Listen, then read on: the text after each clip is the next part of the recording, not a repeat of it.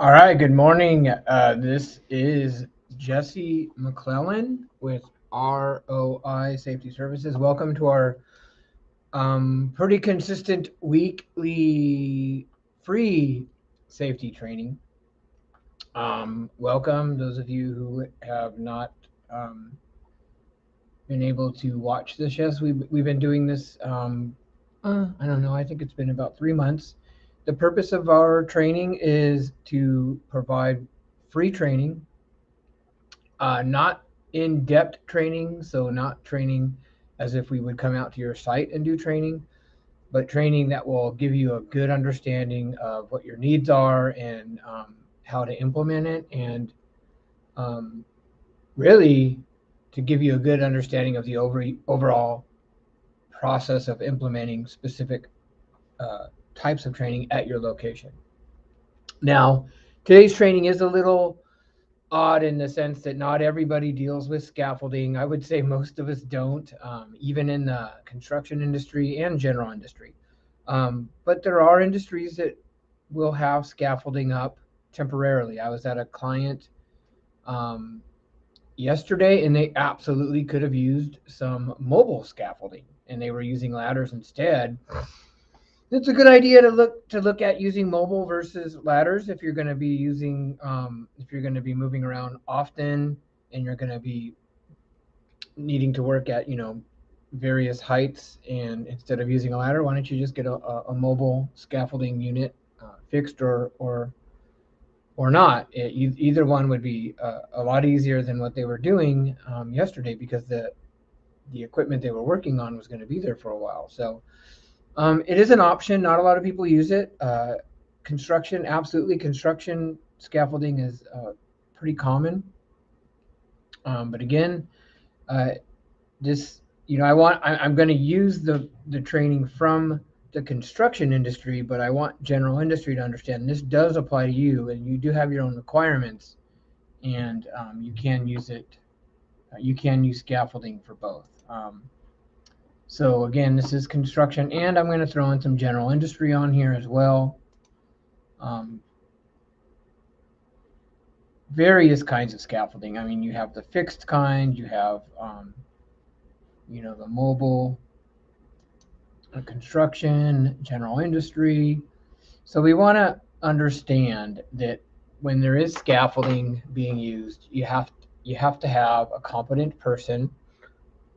We're going to cover what those requirements are, and then basic types of scaffolding hazards, which we can assume that there's tons of those. Working at heights is always dangerous. And methods of protecting against scaffold hazards. And then what is your requirement as an employer, and what you need to know to manage something, or manage these types of processes within your organization. So a competent person is going to be the person that oversees the assembly, disassembly, inspection, and safe use of the scaffolding. And most of the time, it's going to land on the owner of the business or the manager. And do you need training for that? You need some. You need to at least know how to put the scaffolding together, do the inspections, and that person will also train all the employees who erect and disassemble and move the scaffolding around, operate, repair, maintain, inspect, or work on the scaffolding. So this person should have training, typically training by an OSHA outreach trainer would be a good idea. I'm not a big fan of sending employees to online training exclusively, although online training has its place, but for stuff like this, it definitely needs to be done by a qualified organization. So sending someone off site to do a competent person's training is a good idea. Not going to get too much into that. Now, a competent person, process for designating an employee as the competent person is employer appointed. So the employer has to say, you shall do this. They must be capable of identifying hazards, and executes qualified person design. Authority to take prompt corrective action. This is the competent person. Again, oftentimes it's going to be the owner of the business, or someone in that position of management. It doesn't necessarily need to be, but that's typically what I recommend, somebody who has some authority as well. Now, the different kinds of scaffolding could be suspended, supported, and then you have some aerial scaffolding, which you could see on the right side. The most common is, at least in the construction business, is going to be the fixed scaffolding, and of course aerial lifts are pretty popular. And maintenance. Some of the hazards are quite obvious. I'm definitely gonna look at the falls for sure, but also electrical safety. Electrical hazards are extremely high, but falling, collapsing, planking, weather conditions, collisions or struck by, that's the one that always concerns me, especially, a couple times a year.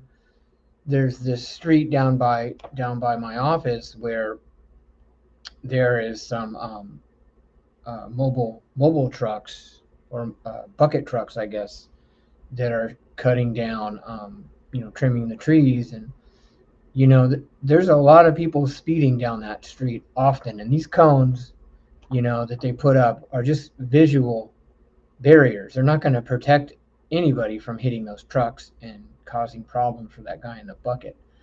And to me, that's super high risk. But that's how they manage it, and when you're cutting these trees down, they can't cut or shut the entire street down, although that would be probably the best thing, but it's certainly not going to happen. So those are the concerns I have when I see operators using these bucket lifts to trim trees. And of course you have, the people who work on utilities and working at heights like that. It's very, very risky. So reducing and eliminating hazards, you need to have proper access, guardrails, and a personal fall arrest, as needed, protection from falling objects, protection from electrical hazards, precautions for moving the scaffolding, safe scaffold construction and disassembly.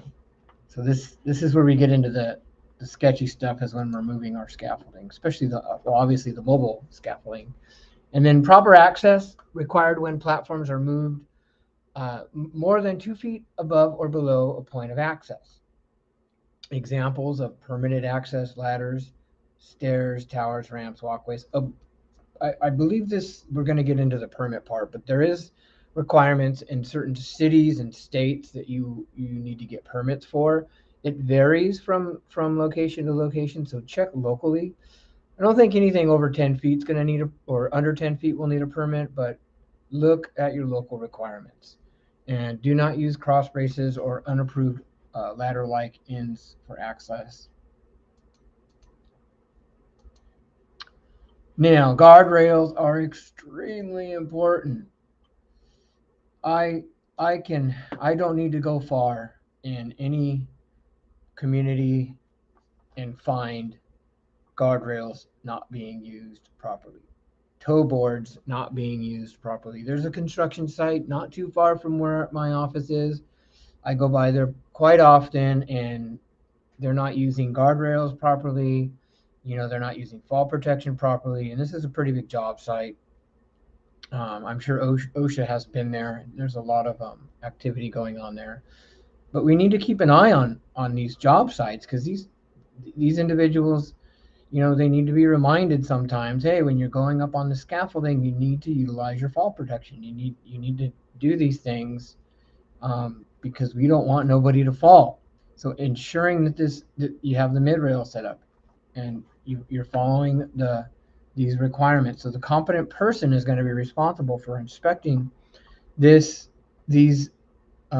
fixed or mobile scaffolding equipment daily. It should be documented too.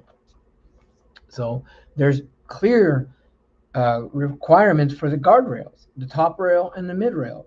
These requirements must be followed. And Why do they need to be inspected daily? Because they can easily be moved. You know, some strong winds can come in the night before, move stuff around. So we have to have inspections prior to using any kind of scaffolding, especially outdoor scaffolding. In especially when we're having an active job site where there's people constantly moving, and you never know, somebody can hit the scaffolding with a forklift. That's pretty common. Having the wind move the scaffolding around a little bit. So personal fall rest is using your harness, various components, selecting the fall protection, engineering or qualified person design, and when to inspect, and free fall limit. And this is a really big one, is the free fall limit. So protection from falling objects.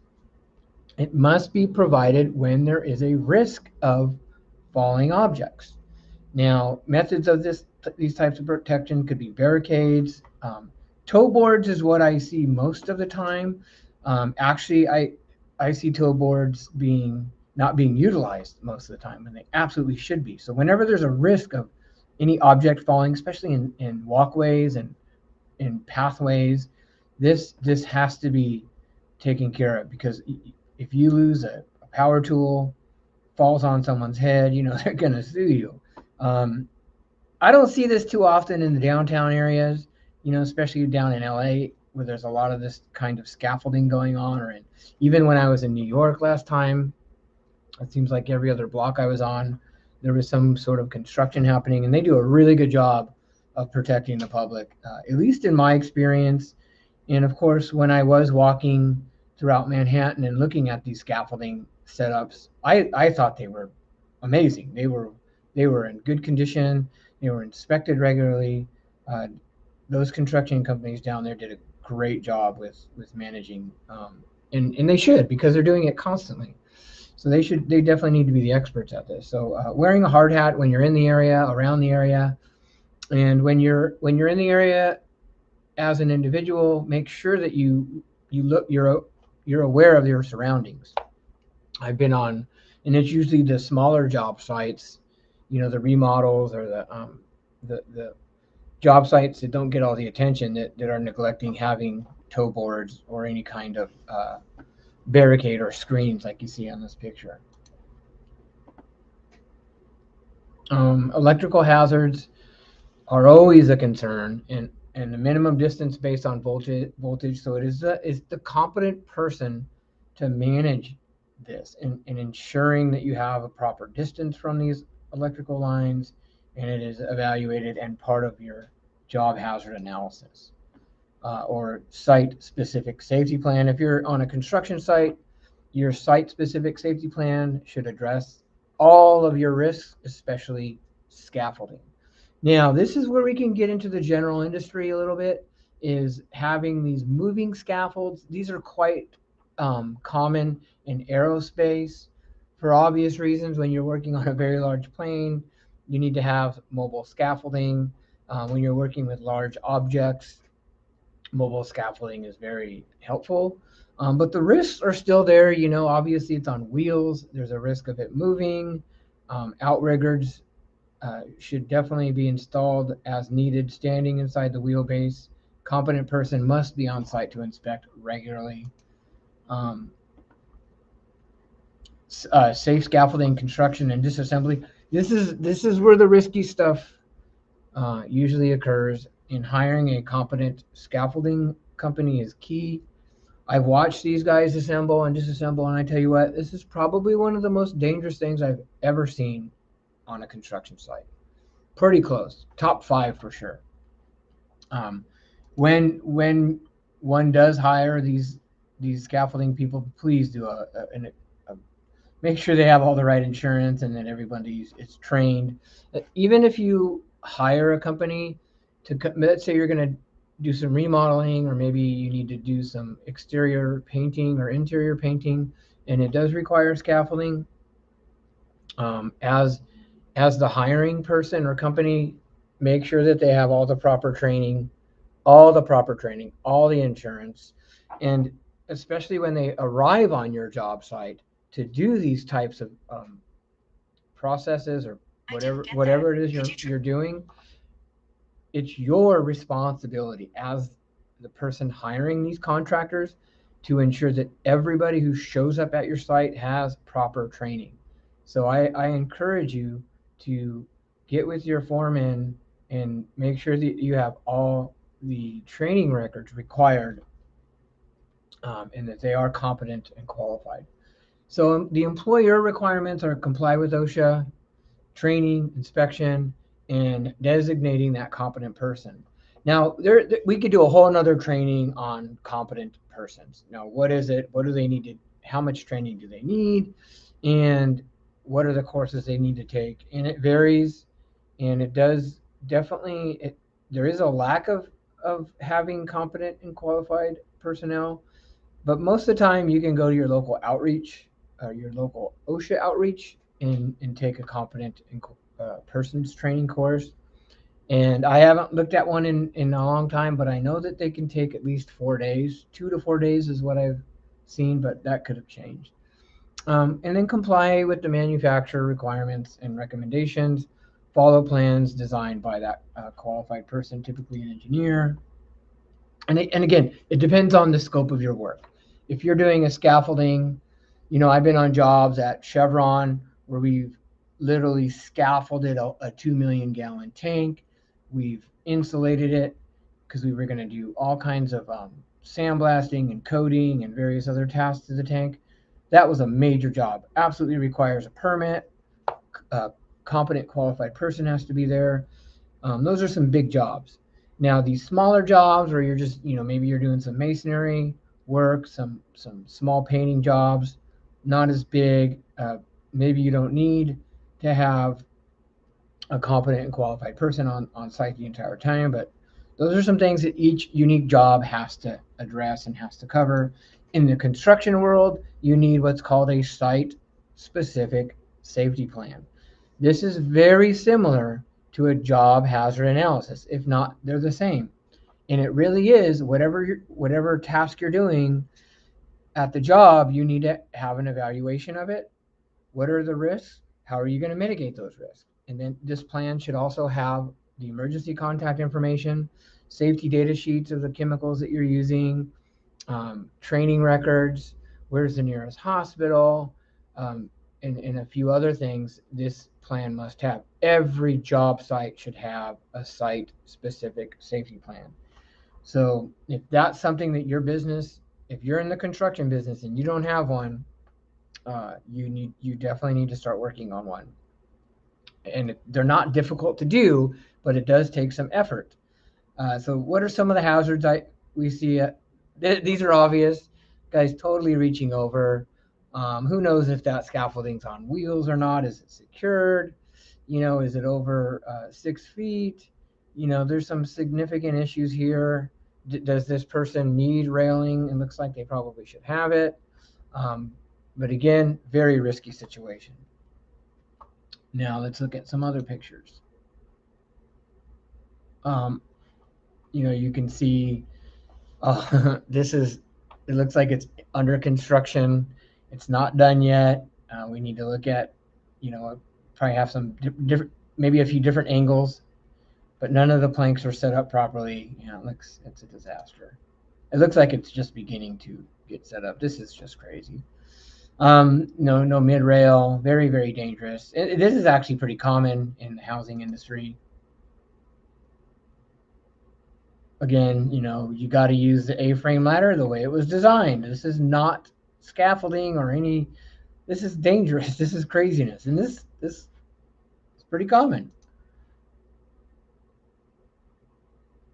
And here's some other, always remember the employers must designate a competent person, ensure that the employees are trained, and utilize and prevent strategies to mitigate these types of injuries. So this scaffolding training is a little not everybody's gonna manage any scaffolding at their site. It's the companies that don't do it very often. Maybe you're hiring a company to come in and do scaffolding, and they're going to do the work for you. That does not alleviate you as the business of any responsibility. You are required to provide a safe working environment, and that includes contractors at your place of business.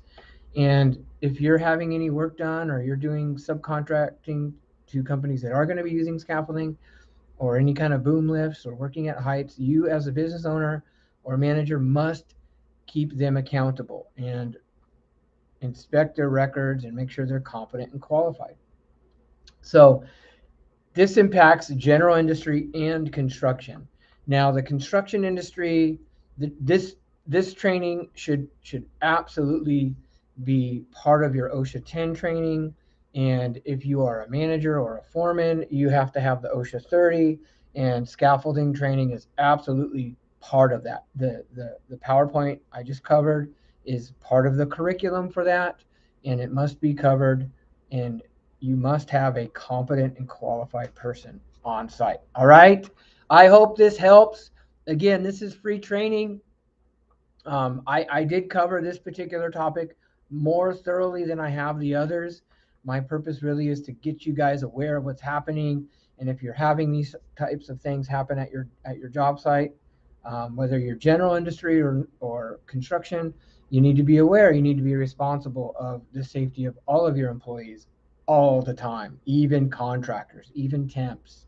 So it is your responsibility. My name is Jesse McClellan. I'm the owner of ROI Safety Services. I'm here to help you.